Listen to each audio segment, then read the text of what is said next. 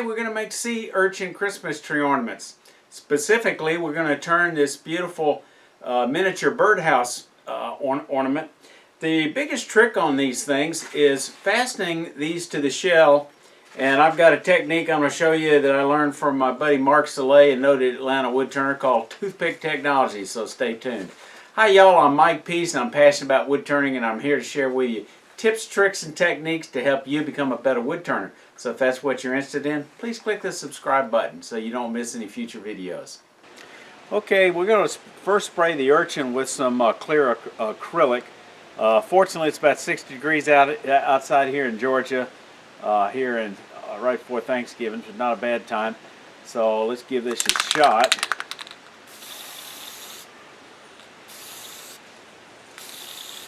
This will help keep stains off of it and actually make it a little bit stronger. We're going to let that dry just a moment, and then we'll come back and give it another coat. I find it helpful to make a few sketches. This is the shape I'm going for.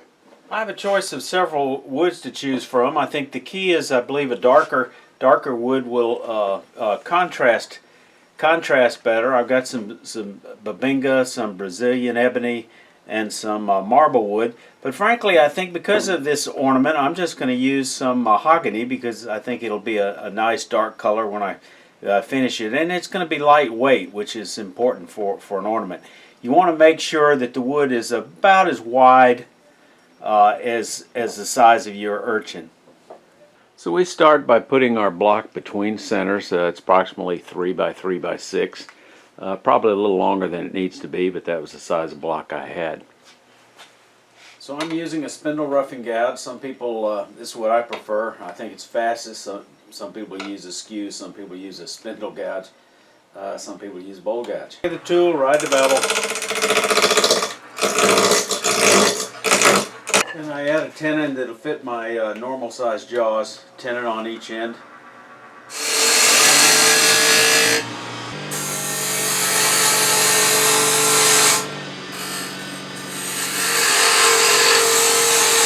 After I get it rounded, I put it in my normal chuck, 50mm jaws. I bring up the tailstock just to give it a little extra support and also to help line it up before I fully tighten this, make sure it's centered. There's probably, you know, as I've said before, this is not the only way. It may not be the best way, but I found it's a way that works for me. In order to measure these two holes and write them down so I can get these dimensions right, I did a little taper here, and I fit this urchin on the taper until it stops, and then that's the area I'm going to measure the diameter, because that opening is not perfectly round. And then for the bottom I'm going to do the same thing. This fits in and it looks like it's just rubbing right here. So those are my two diameters. Okay, so based on my diagram, the way I want to design it, I measured out about 2 1/4 inches, and there's we're going to part this off and turn the top. I'm using a 1/8 inch parting tool. This is a shop-made one. I've got a video for that. There's a link above if you're interested in following up on that. You can get this steel from my Amazon shop, high-speed steel. Once you part down a little ways, you want to come back so it doesn't bind, make it a little bit wider.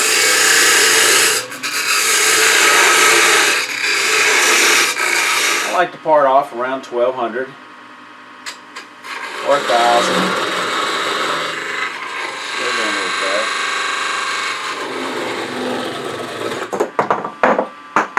There we go. Alright, now there's two ways you can do this. You can either make this the part that will fit in and taper it down here. The advantage of that is you're able to exactly size it and test it. The other way is do it the way I've done it, is I've measured the tenon size I'm going to use for this urchin. I'm going to use calipers to fit that, and that way when I finish this I can finish the entire shape and don't have to turn it around and figure out how to rechuck it to get that best detail. I think that'll be clear as we go a little further on. So first thing I want to do is make a small part.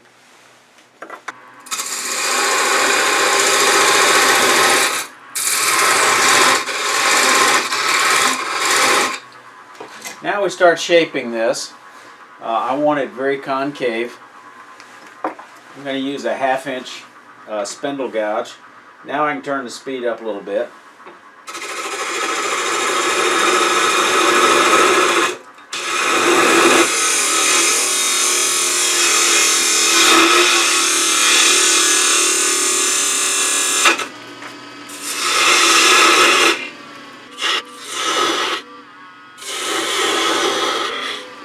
So, anchor the tool, ride the bevel, rotate it, drop the handle a little bit, open the flute up a little bit.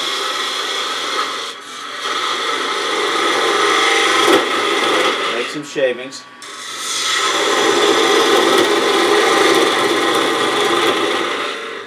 I'm going to come in with that flute in order to start that cut so it won't skate almost with the tool almost parallel with the floor, and the bevel at 90 degrees to the work. Twist and open it up. I want a little thinner.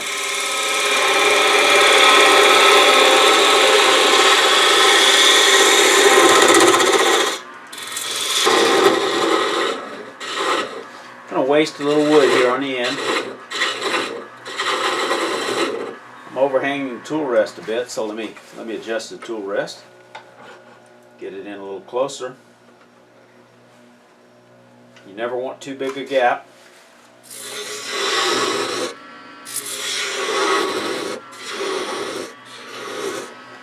Now you got a couple options on figuring out how to fasten an ornament to a tree. Sometimes you want to put a small hole here to put in a screw eye, but I like to drill cross holes and use a piece of thread like this. Now, in one of the things I've learned as I go along, a 1/16 inch drill bit will not give a hole large enough for a 1/16 inch cord. So this is 1/16 inch gold and red cord, so I'm going to use the next size up for the drill bit. So the first thing I'm going to do is I'm going to look, see if there's any grain that makes any difference, and try to line it up in a certain direction.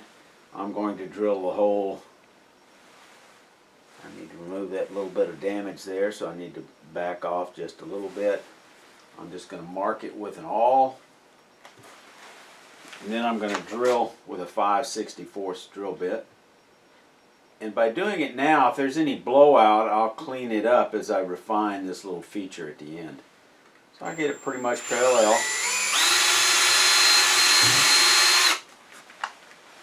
I switched to a little bit smaller spindle gouge, my preferred size, 3/8 inch, and I'm going to get rid of that little damage from the tailstock, which I almost forgot about.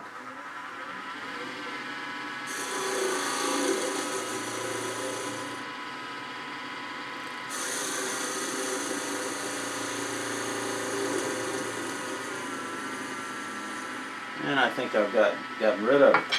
Next thing I want to do is I want to mark right below that hole, because that's going to be the bottom of that feature. I don't know if you can see this. I did get a little blowout, but that's not going to be a problem, so we're going to get rid of that.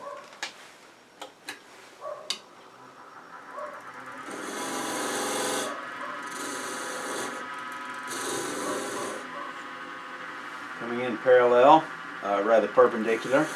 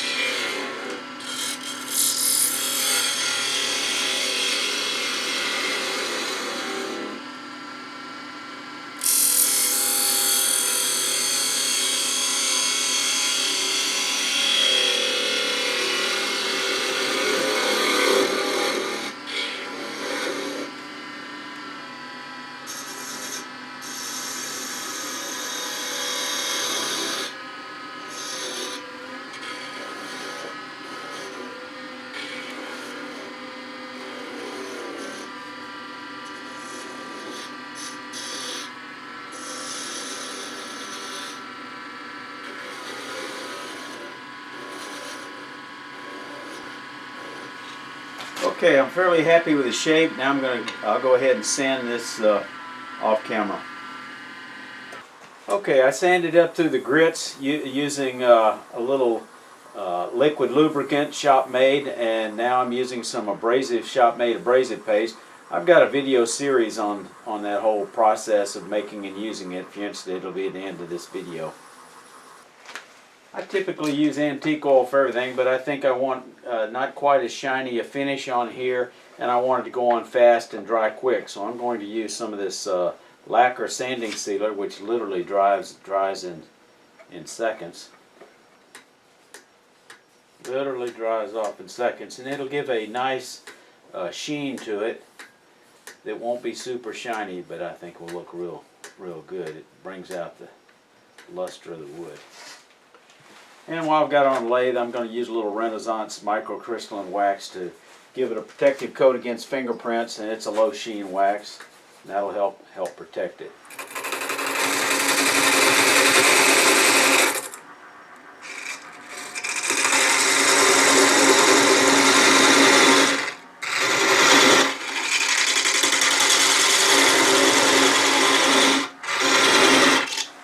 All right, let's test it.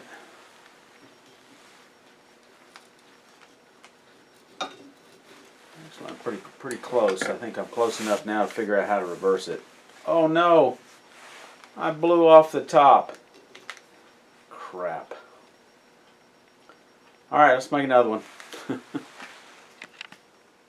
you've gotten this far in the video, you must be getting something out of it. So please hit the like button and subscribe. Thank you very much, and back to the video. Okay, this is my second try. I'm going to do it opposite of the other one. I'm going to turn the tenon here, and I've also got to drill a hole on it, and this approach might make it a little easier. So let's see what happens. So we're gonna put a tenon on there that'll fit within the opening of that urchin, that size. So let's give it a shot. Now we're going to connect the top and the bottom with a bamboo skewer using what Mark Saleh calls toothpick technology, and we'll show more of that in a moment. But for that next step, I've got to go ahead and drill a hole here while I've got it on the lathe and it's convenient. So like I say, I'm going to connect the top and the bottom using a bamboo skewer. These are very inexpensive. They're handy to keep in your shop for any number of purposes. They come in larger and smaller. I'm going to use one of the smaller ones that'll fit a 7/64 hole. Just use your hole gauge to figure out what's the best size. And so that's the drill bit I'm going to use. I could mount this in the tail stock and drive it very carefully, but I believe I can do it just as easily by taking it off and using it by hand. So let me take off the tail stock, set it aside, and I'm just going to use this as a handle. And I've done a small divot there to guide the drill chuck. So we're going to slowly feed this in like this.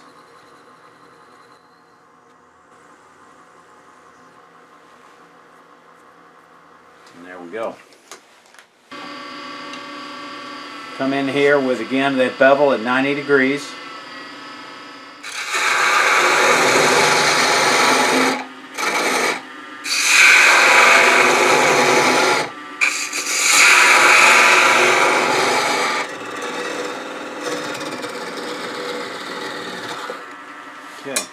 Okay, my 35mm jaws will hold that recess that's going to go inside the urchin without any problem, so that's good.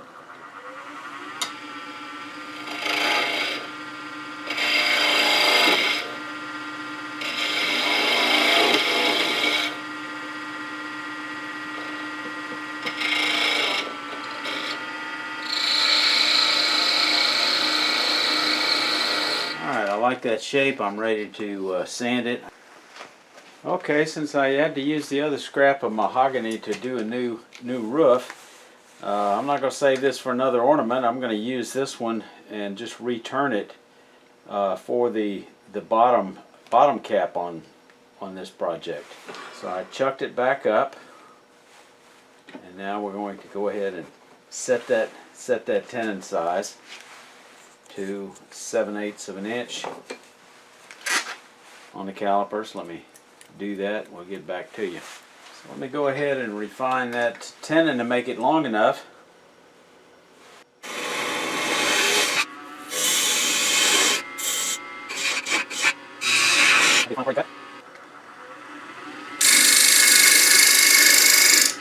And I want a shadow line coming in this direction, like that. Actually, I want this to be slightly less than an inch long, so let's go ahead and mark that there. So that's where the end of the feature is going to be. So let's go ahead and take that off.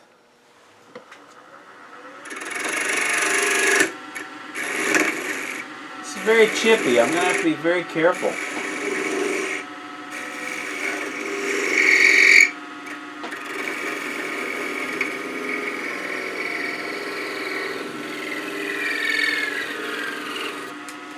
So now it gives us about what this bottom is going to look like.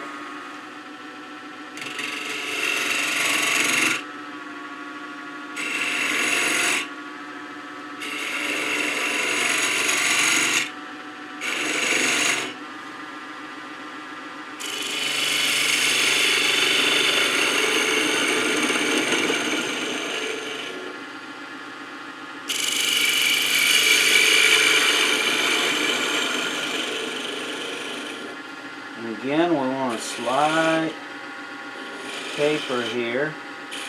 Okay, I got the bottom sanded. I've got it finished. I've got the tenon down to the 7/8 of an inch. I'm going to part off with a thin parting tool. This I really like this. This is a PSI, very reasonably priced, high-speed steel. You can find it on my Amazon shop. I've got a link below. I've got a custom grip handle on it. That's why mine looks a little different. It's a 1/16 of an inch.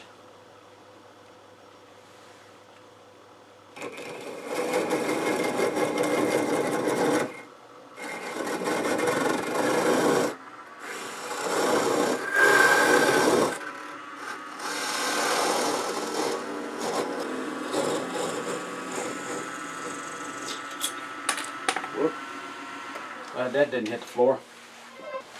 Despite my best measuring efforts, I made this slightly too large. Here's the easiest way to fix this. It's pretty soft. So I'm just going to take a piece of sandpaper. And I don't believe it's going to take a whole lot to knock off the few edges. Matter of fact, I think that's really got it. The only thing sticking it off now is a few of these protrusions, and we're not going to worry about those. Now we have to drill a hole in the bottom of this one. I'm going to use the awl to make a starter hole, and I can see from where I parted off, I can get pretty doggone close. And I think that'll do it. And now I've got any number of blocks with holes in it, so I found one to support this. And then we're just simply going to drill a hole that we think is centered. Now, all we've got to do is adjust the top and the bottom to glue this in to support it, and we're done. I'll put a little finish on the inside of the lid. Put a little glue in it, oriented this straight up. Now all I've got to do is just put this down here. I could reinforce it with a little bit of CA. I could dribble down in there maybe some thick CA. I haven't decided, or whether I'll just rely on this. And then all I've really got to do is measure how long it needs to be. I've drilled this hole deep enough where I've got some adjustment room. And I'll just clip that off and glue it in. And I put a little wood glue, being careful not to drip it on the urchin. On that. Put just a little bit on the top here, inside. I have plenty of glue. Now all I've got to do is find that hole, twirl it on, twirl it on, Now we have a very nice snug fit between the top and the bottom.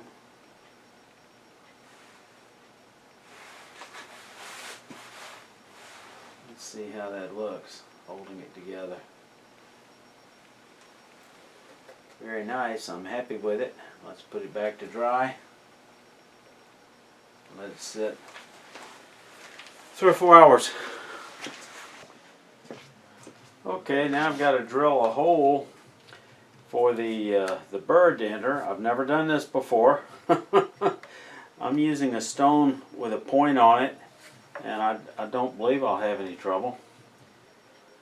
So I've got the idea. I'm going to put it right about there. So let's see what happens. It doesn't shatter.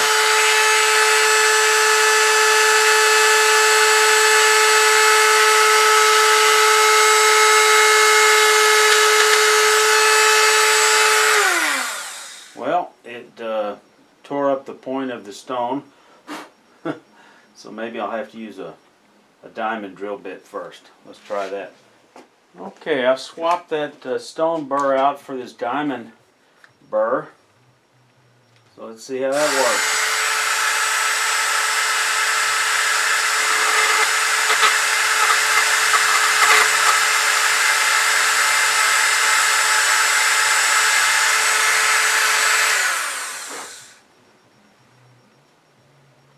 Okay, not exactly round. I think I'm going to see if I can't use the stone to make it a little rounder. Maybe that'll work now that I got a hole drilled in it. Maybe it won't.